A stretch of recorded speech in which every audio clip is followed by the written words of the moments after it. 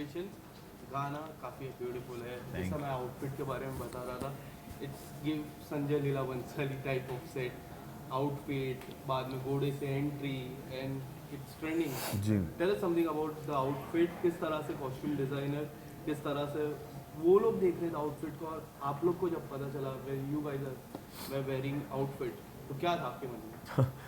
First time मेरे घर पे जब आए थे डिज़ाइनर, मैंने कहा यार ये क्या है, मतलब मुझसे तो पहना भी नहीं जा रहा था, वो अलग ही तरह से पहनाया जाता है। साइड से जिप मैंने आज तक नहीं लगाई थी, यहाँ से जिप लग रही है। मैंने कहा यार ये तो बहुत अलग था। और वो पिक्चर क्लिक कर देना आगे भेजने के लिए, मैंने कहा मेरे को भी करो। मैंने देखा, मैंने कहा यार ये कौन है, मतलब हार उर पहना दिए प्रॉपर उन्होंने, वो पूरा शूज़ इतने बड़े बड़े पहना दिए। वो नीचे से पहना जाता था, वो ऊपर से भी नहीं पहना जाता था, सॉरी ऊपर से पहना जाता था, पूरा अटायर साथ में ही था।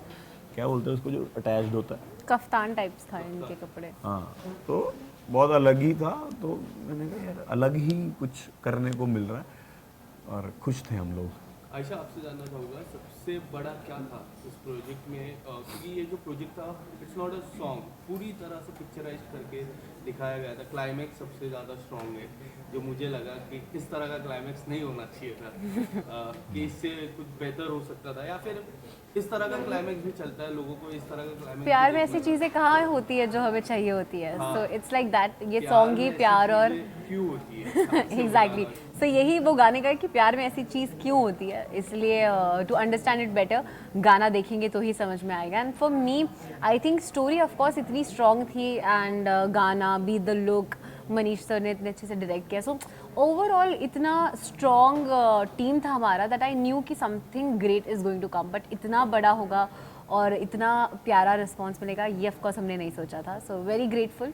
अभिषेक, रोमांटिक गाने के बाद इस तरह का चेंज, ड्रास्टिक चेंज, क्या आपको ऐसा था कि या मैं कुछ और करता हूँ, क्योंकि रोमांस हमने देखा है, रोमांटिक सॉन्ग्स आपको काफ़ी हिट हुए, तो पर्सनली कुछ इस तरह का प्रोजेक्ट आप एक्सप्लोर करना चाहते थे? जी जी, मैं रोमांटिक नहीं करना चाहता था।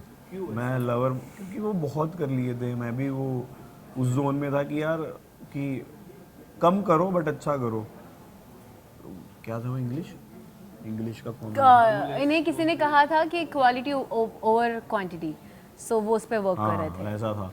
तो मैंने कल परसों ही पढ़ा, तो मुझे पता नहीं था ऐसा भी कुछ होता है, बट मेरे को ये था कि कम करना है, अच्छा करना है।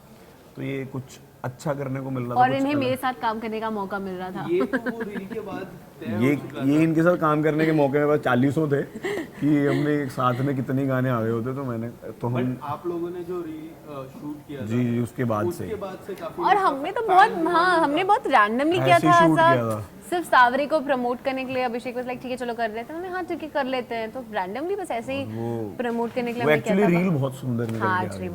बहुत वो हमने सोचा ही नहीं था वो इतनी अच्छी एडिट भी होगी। मैंने कहा भाई, तो वो इसलिए वो वायरल हो गई, तो लोगों को लगा कि यार इन दोनों को साथ में लेना चाहिए। आई नो सुबह ही रिलीज हुआ, but in between the shoot आप लोग चेक करते हो? मैंने एक भी बार नहीं देखा। मैंने अभी देखा जस्ट देखा था। जी अभिषेक, तो आपसे सवाल रहेगा कि किस तरह के रिस्पॉन्स लोगों की तरफ से मिले? जी, मैं तो कमेंट्स पढ़ रहा था, सब पॉजिटिव कमेंट्स हैं, अच्छे कमेंट्स हैं, और ट्रेंडिंग पे चल रहा है, ट्रेंडिंग नंबर 5 पे आ गया है, और सबको पसंद आ रहा है। और Touch इससे बड़ी तो क्या ही most of the fans call you AK and AK, right? या ये जो सिमिलरिटी है, अपार्ट फ्रॉम दिस, हमने कई बार देखा, जैसे बिग बॉस का मैं जिक्र करता हूँ, तो उसमें भी आप दोनों की टाइमिंग ऐसा था कि जब ज़रूरत था दोस्तों की, जब आपको ज़रूरत थी दोस्त की या फिर इनको ज़रूरत थी दोस्त की, तब आप दोनों खड़े थे। तभी से वो जो कोलैब दिखा कि इस तरह की प्रेजेंट, जब रियल लाइफ में होगी तो वो अच्छी लगेगी। उस टाइम से अब तक किस तरह से आप लोगों की बॉन्डिंग है?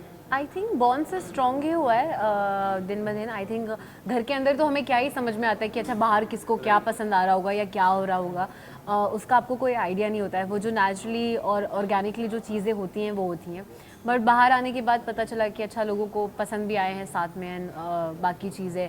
एंड बाहर आने के बाद जो हमने जो टाइम स्पेंड किया उसमें, तो you get to know each other अच्छे से, और कि अच्छा कैमरा था सिर्फ इसलिए ऐसे नहीं है, हम एक्चुअली ऐसे ही हैं, तो वो वाली चीज़ हो जाती है। क्या होता है बिग बॉस के घर पे भी, हम कैमरा है इसके लिए नहीं, क्योंकि रियल दिखता है, रियली होता है। जब इनको जरूरत थी तब आप थे, आपको जरूरत थी तब ये थे। अभिषेक, आपका क्या टेक है इस पे? जी इनकी साइड से ज़्यादा था हमेशा से, मेरी साइड से थोड़ा कम था हमेशा। पर बाहर आके हमारा बॉन्ड बहुत ज़्यादा स्ट्रॉन्ग हो गया। मैंने देखा जब मैं स्टेज पे खड़ा था तो मेरी मम्मा का हाथ पकड़ के बैठी थी, कोई बात नहीं, जीत जाएगा बेटा आपका। तो वहीं से दिख रहा था कि एक बॉन्ड है हम दोनों का, फ्रेंडशिप वाला। तो बाहर भी वो कंटिन्यू रहा। हमने रील बनाई, हम घूमने फिरने गए, हमने गाना किया, और आपके साथ इंटरव्यू कर रहे हैं, वैसे मिलते रहते हैं। ईद पे मैं इनके घर पे गया तो ये मेरे मम्मा पापा से इतनी बातें करते, तो बॉन्ड स्ट्रॉन्ग ही होता जा रहा है। और अच्छा बॉन्ड है कि कुछ भी शेयर करना हो एक दूसरे के साथ शेयर कर सकते हैं, यार ऐसा फील हो रहा है, वैसा फील हो रहा है। तो वैसी एक फ्रेंडशिप होनी चाहिए जी। लास्ट इंटरव्यू में मैंने आपको पूछा था अभिषेक रानी कौन है, तो आपने एक नाम लिया था जो काफी वायरल हुआ। जी जी, इनके बारे में क्या कहना चाहोगे? ये महारानी है। क्यों ऐसा? ये महारानी है, गाने में नहीं देखा आपने? गाने में महारानी, गाने में मेरी महारानी बनी है, तो ये महारानी है। जाते जाते एक सवाल मैं पूछना चाहूँगा आप दोनों से।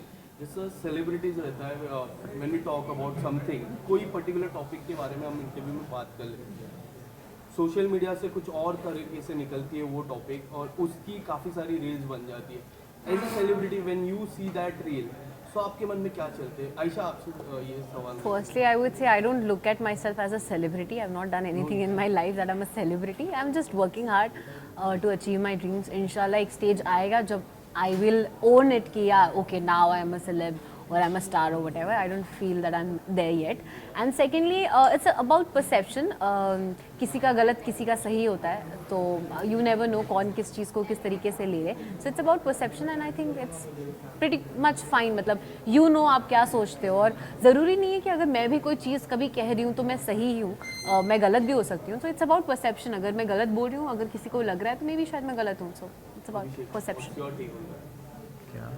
कि अगर इन इंटरव्यू आप कुछ बोलते हो, बाहर कुछ और आ जाता है, तो आपको क्या लगता है उस चीज़ के या बारे फिर कुछ और में कुछ और अलग एंगल बता दो, तो जी। उसके ऊपर क्या कहना चाहोगे? हाँ मतलब वो एक्सप्लेन करना पड़ जाता है। मैं तो कर ही देता हूँ कि भाई मेरा वो मतलब नहीं था, ये मतलब था। या जिनको, जैसे मेरे जो एवेंजर्स जिनको मैं बोलता हूँ, उन हमने एक वो बनाया, ग्रुप बनाया, तो मैं उसमें एक वॉइस नोट ज़रूर डालता हूँ कि ये इस चीज़ के लिए आप बुरा मत मानो, या ये इस चीज़ के लिए। तो उनको समझाना मुझे लगता है मेरी रिस्पॉन्सिबिलिटी है कि आप समझो कि मैं क्यों कर रहा हूँ, क्यों ये चीज़ ज़रूरी है। तो वो समझते हैं, फिर उस चीज़ को उस वे में लेते हैं, क्योंकि उनकी वजह से आज हम यहाँ हैं। तो उनको समझाना बहुत ज़रूरी है। तो अगर उनको कुछ लगता है कि गलत लग रहा है उनको, तो उनको मैं बता देता हूँ कि भाई ये गलत वे में मतलब, इसका मतलब मैंने ये बोला था, बट वैसा चला गया।